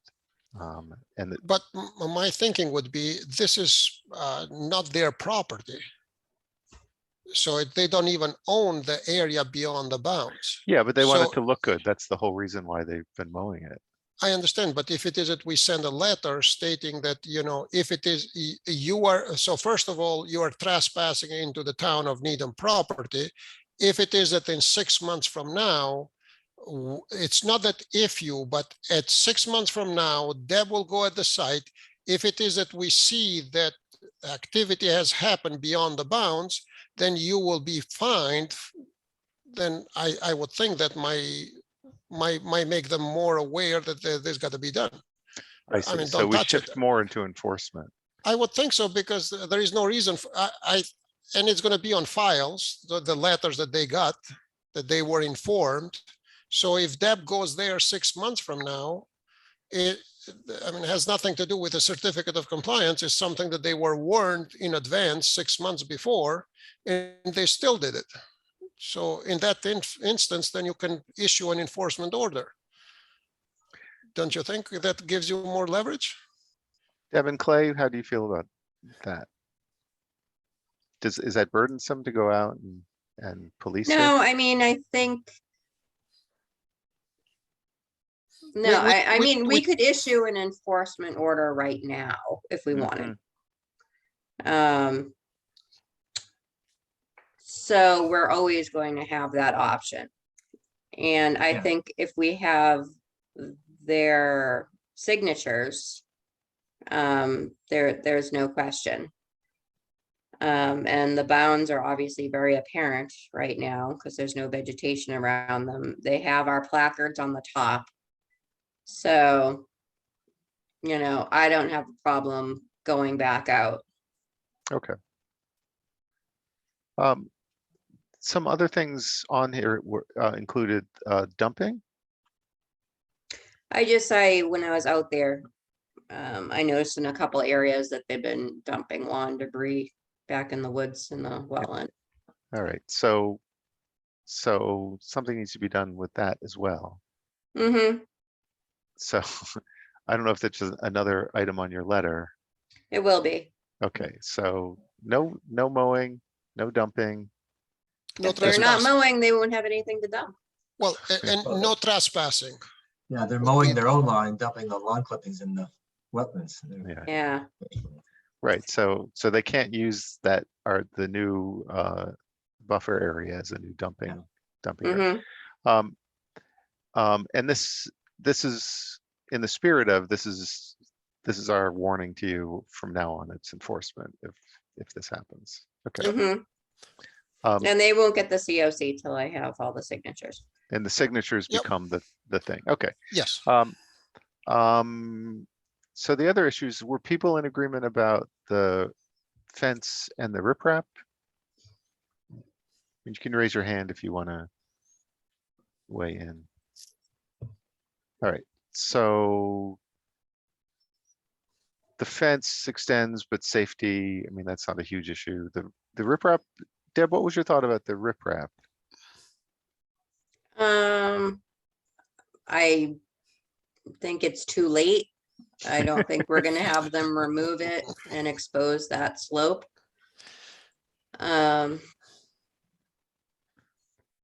And right, and Artie's suggestion Yes. that this somehow was connected with the sewer work that went on the easement back there. Well, he was making the point that he thought that was more disturbance than them putting this riprap slope in. I'm not saying that it was approved. It's just that, it's not that because of this riprap being built, they harmed the wetlands. There's been a lot of disturbance. back They there. went and they dug Yeah. a trench 4 feet deep. Oh, you is know, that, so is that within the easement?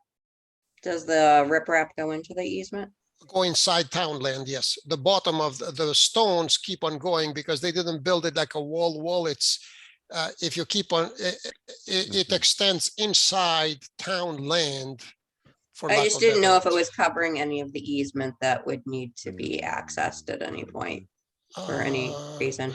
Well, so the easement was given to the town, so the easement is inside. My understanding, Deb, let me see if I can share this. I think it may be So- on the So easement. what's happened is that the easement was given to the town of Needham when this piece of land was not owned by the town of Needham.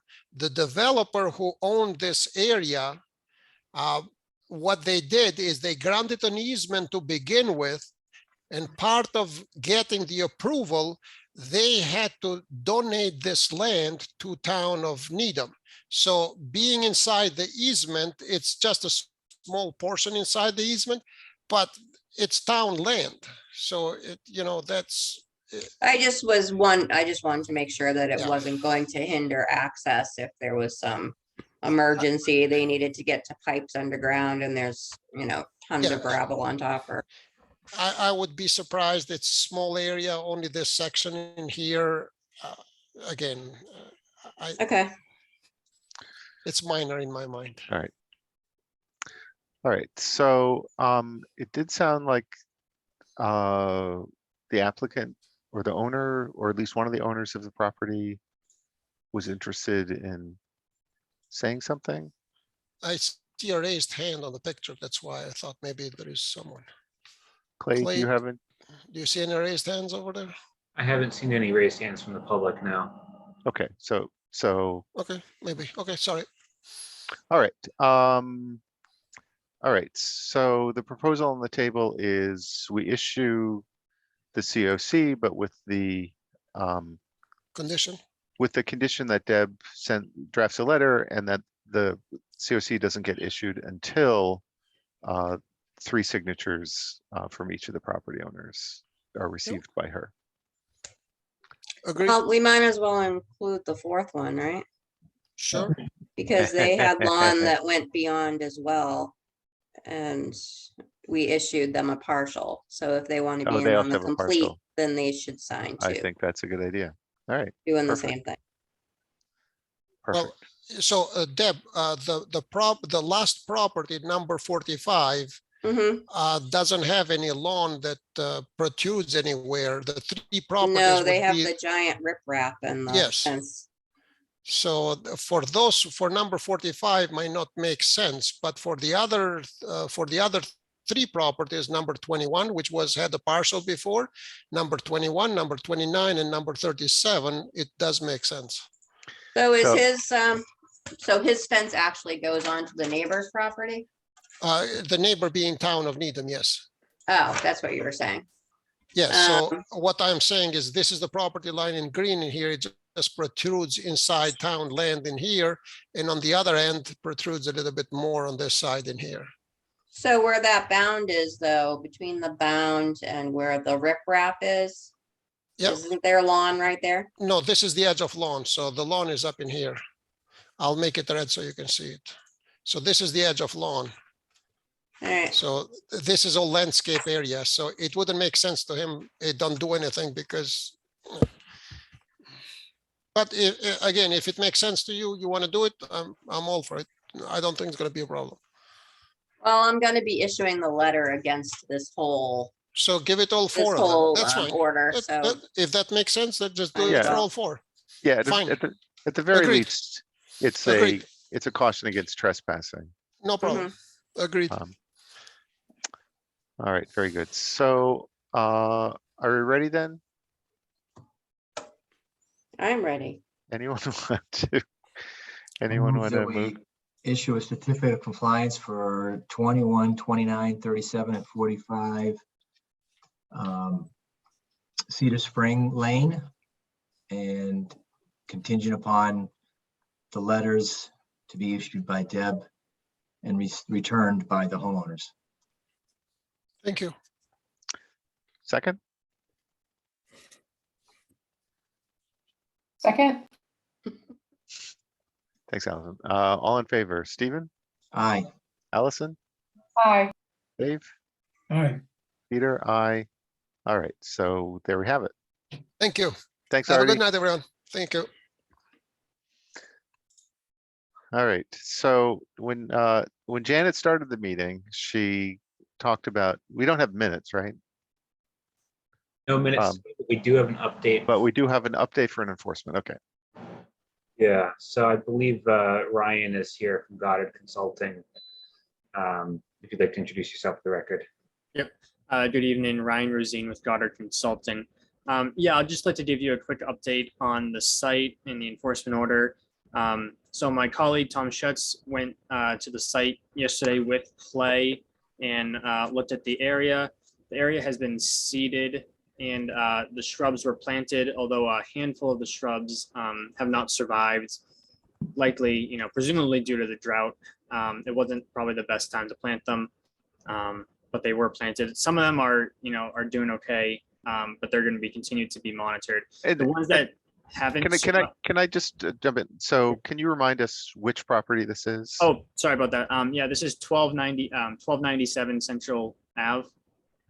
And this was the wet meadow that was dug up, and so now you Yeah, it was reseeded it. completely kind of like graded, and the whole that whole buffer zone and everything was just completely disturbed. So yeah, so we put together the planting plan with all the conservation seed mix and the wet seed mix and the shrubs along the BVW edge. And so those shrubs that have not survived will be replanted in the fall to give them a better chance of survival.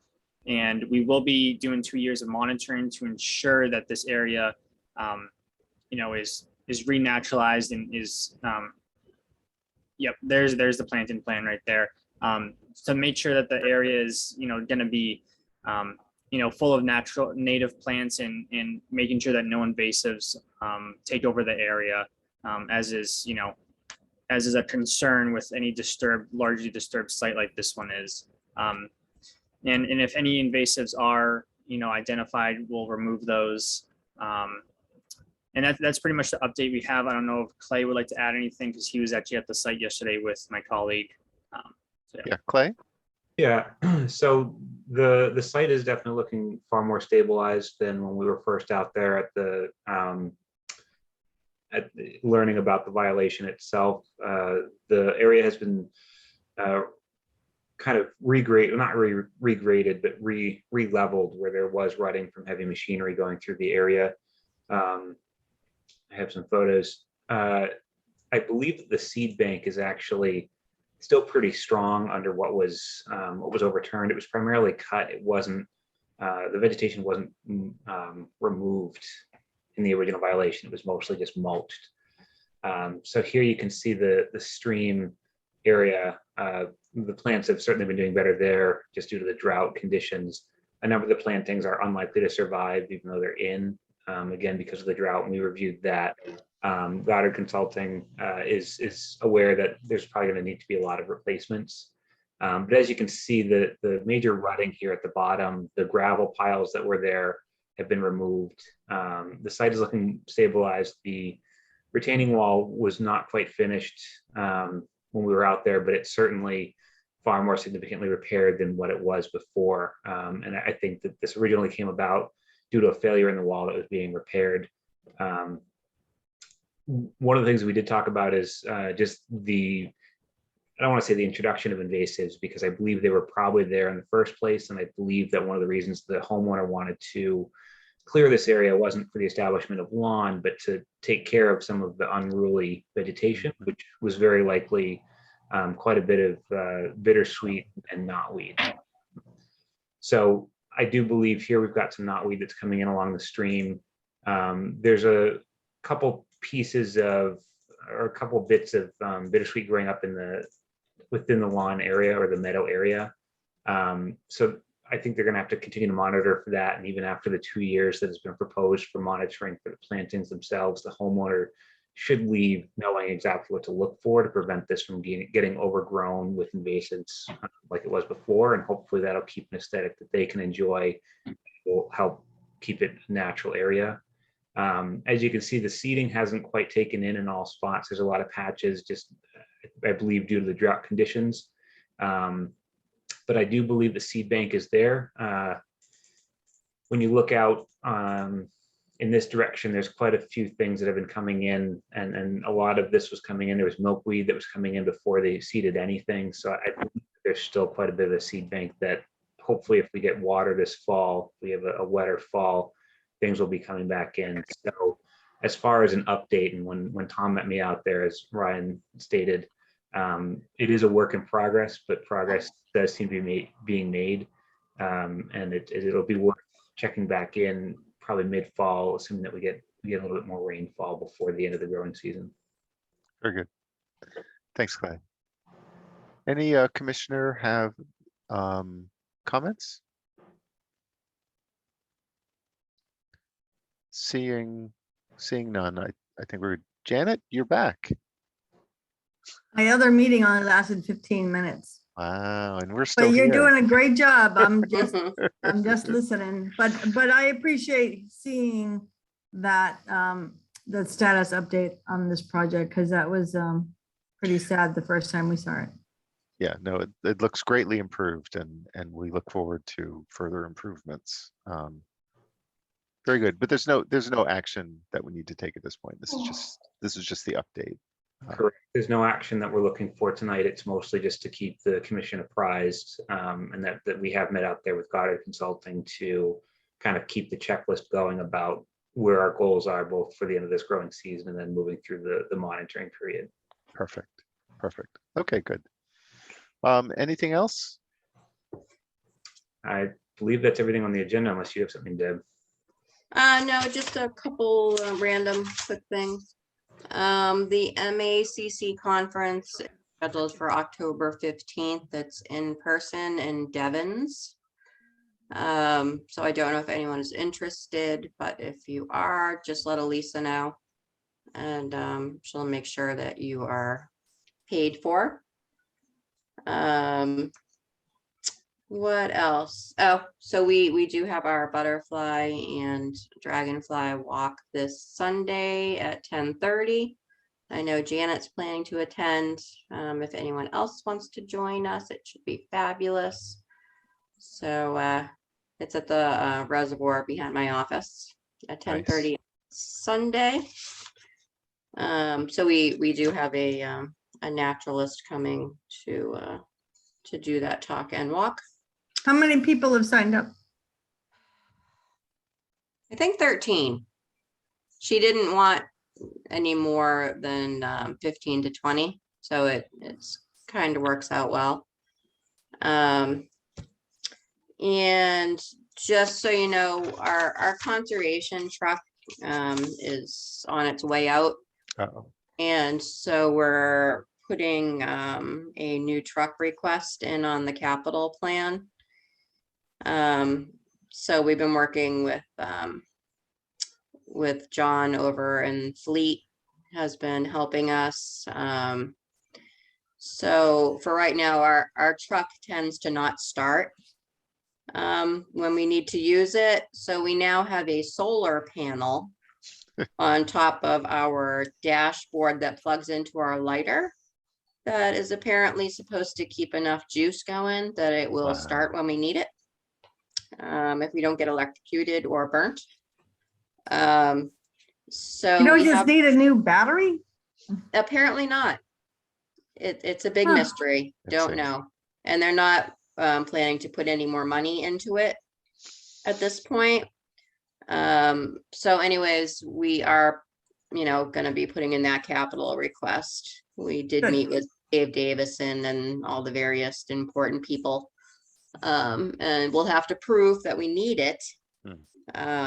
So if anyone asks you, you say yes, they need that truck more than anything. Wow. Okay. I think that's all I have. Fantastic. Can I, since I wasn't here last meeting where I assume this was discussed, so we're not going to meet in person, or? Oh. So the feedback that I had gotten, I know Janet had wanted to wait till the end of the summer anyways, based on people's vacations. And then I think Allison brought up that it may be a good idea to wait until we're a full commission, that we get the, last seat filled. Just based on quorum and that type of thing. Maybe wait for that seat to get filled. I haven't had any feedback on whether anyone has applied for that. Have you, Janet? I haven't heard anything. So that was the thought, and I'm glad you brought that up, because Clay and I attended the OWL training earlier that in the going? week. Clay knows a lot more about that stuff than I do, and it seemed pretty straightforward to him, I believe. So I think we have the basic knowledge when we do make the determination we want to meet in person, that we will have Got it. the So, technology to do that. got it. But for now, status quo, meet online for the next meeting or two, until we decide. Yeah. Yeah, does that make sense to people? Because we could go in. I mean, I think I'm comfortable going in if we want to. We would switch the time. Once we decide, we really need to probably give it a month, because we're going to switch back to 7:30.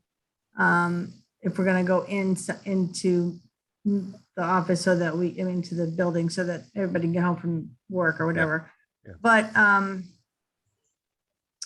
not sure if it's easier for everybody, because if you are traveling, you can just jump on and then we will have our quorum.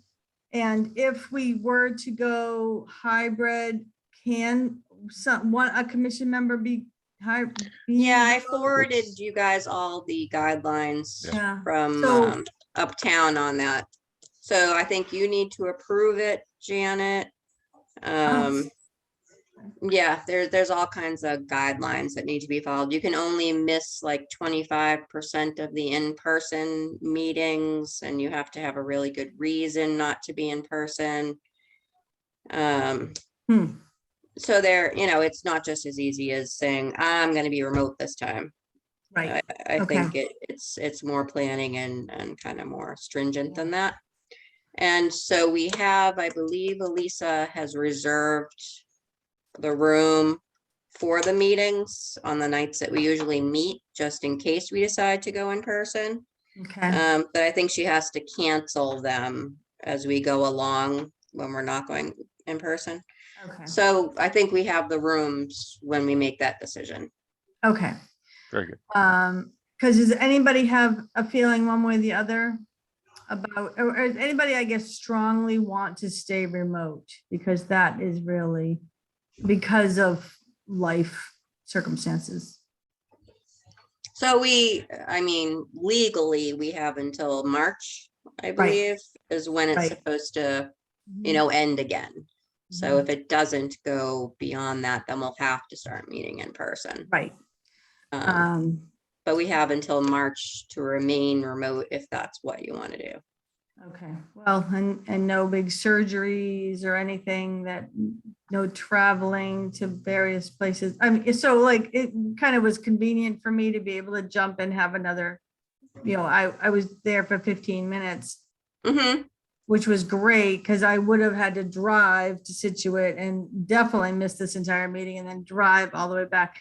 So that was kind of convenient for me. However, I'm happy to come in if people want to start coming in. But if we should wait for another person, so we Yeah. make sure we have a quorum, maybe that makes sense. I think that, yeah, I think that makes sense. yeah, I'm perfectly fine meeting remotely. So maybe Janet, maybe you should ask Uptown if there's any interest since they respond to you.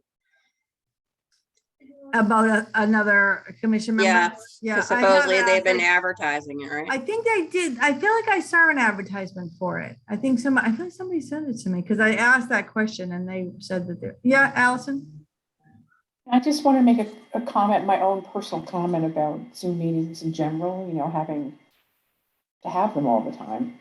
And I find that it's really great if you're in person and if the public is in person as well and presenting in person. I think that if we're all in person and they're all remote, it's going to be a little frustrating because the point is that when you're in person, there is a different dynamic that happens. And I think the different dynamic is focus.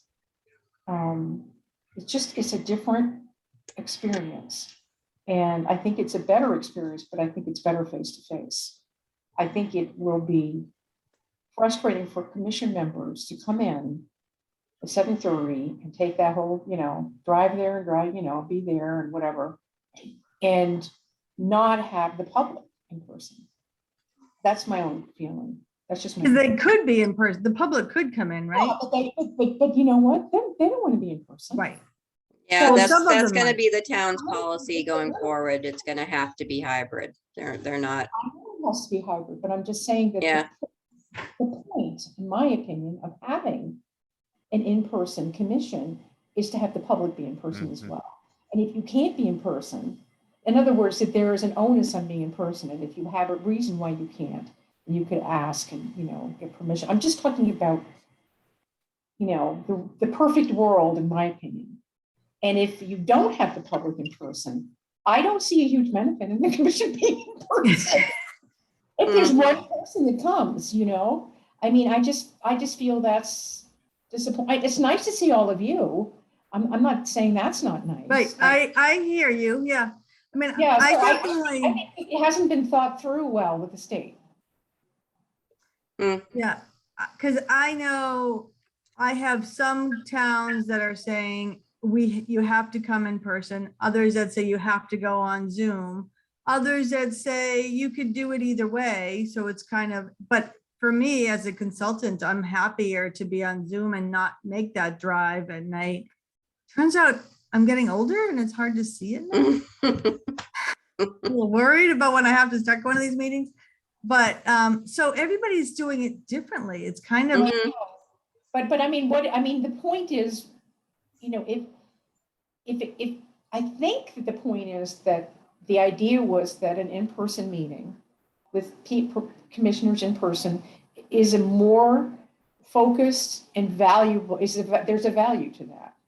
But if everybody else, if the public isn't there, I just think it loses at least 50% value. I mean, we can have, and we're not allowed to have off conversations because it's of the, the open meeting law.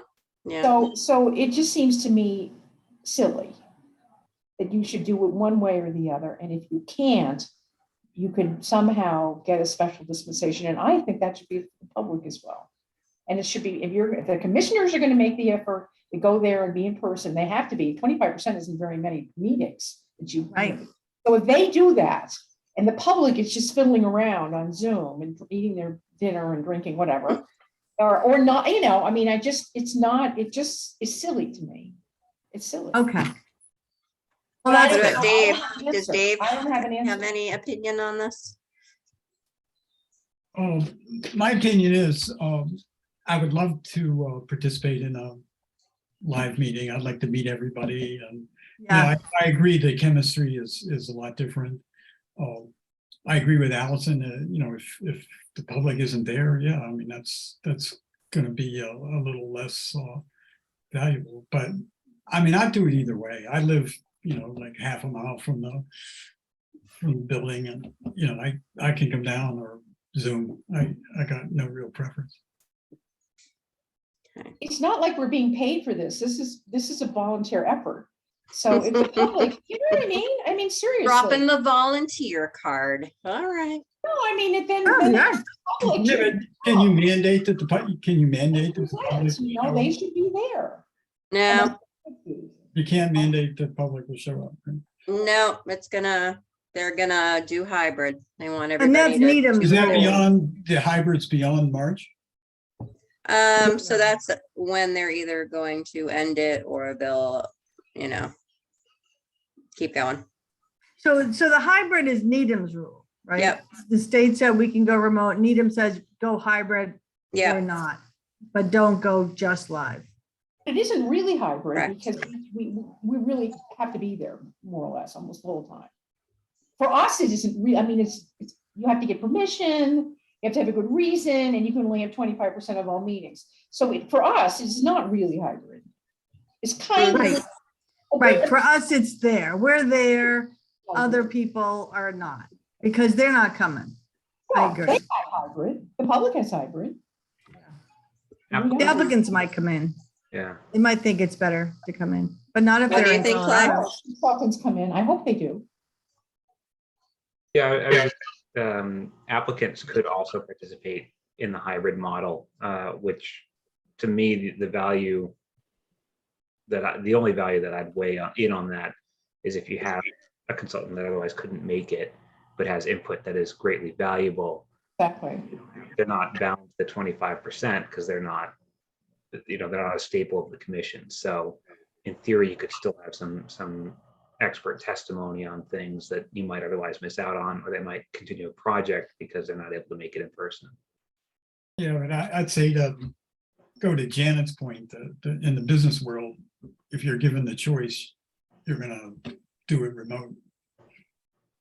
That's what's happening, at least from my observation. Mhm. I will also just quickly add that I think it's possible for us to set up a time if anybody wanted to try the hybrid format in a less formal situation. If we had a quorum, we'd probably still have to post it, but if it's not with the pressure of having an actual hearing, we could in theory still have a quick training on the hybrid, and you get a feel for what it looks like and how it feels in the meeting with that OWL device, and kind of how that would be different than how you experienced in-person meetings before. That might help prep or help you form an opinion as well. So in theory, we're around a table and the owl moves to whoever's talking. Presents a 360 view across the top of the screen. So the owl would get one box similar to how we are each in one box. And their box up at the top has a 360 view and then dedicates the other 3/4 of the screen to whoever's talking. And so it'll focus in on wherever the source of that sound is coming from. And the way we would have it is at the center of the tables, if we sat you in a U or a C like before, and then up on the projector, we would have the Zoom meeting, and that's where people could pull up their plans, or we could pull up plans on behalf of people. If they're in person or whether they're remote, they would still be presenting on that screen, and that screen would be broadcast over Zoom and saved to the recording. And some of the kind of nuanced approaches to that is just making sure that people aren't in person pointing to the screen, because that might not get picked up on camera using a mouse. We do have a mouse that's dedicated there in the room that's remote, that people could point out things themselves if you handed it to an in-person applicant. But there's just a couple nuances that'll take just a little bit of either getting used to or just, noting to make sure that people either picked up on the mics or picked up, on the screen. Similar to how we had to make sure that people were on the tape recorder before. That we couldn't have. Yeah, I think so. Side conversations, they would be an issue. The public chatting amongst themselves or whatever would kind of draw the owl to that. It's whatever's kind of attracting its attention, I guess. Well, since the public won't actually show up, maybe that won't be. Mhm. Well, I think I kind of agree with Allison. I mean, if we don't have to go in and the public's probably not going to be there, which would be the benefit of all of us being in person, maybe we hold off a little longer. Okay. So, I mean, Well, we're ready when you guys are ready, I guess. and I think we're all ready, but there are some restrictions that maybe make it so it's not as desirable as if we could just do it sometimes. Right. So. All right. Okay. Thank you, Peter, for taking over for me. Sorry I had to leave, and what did you guys do about the riprap?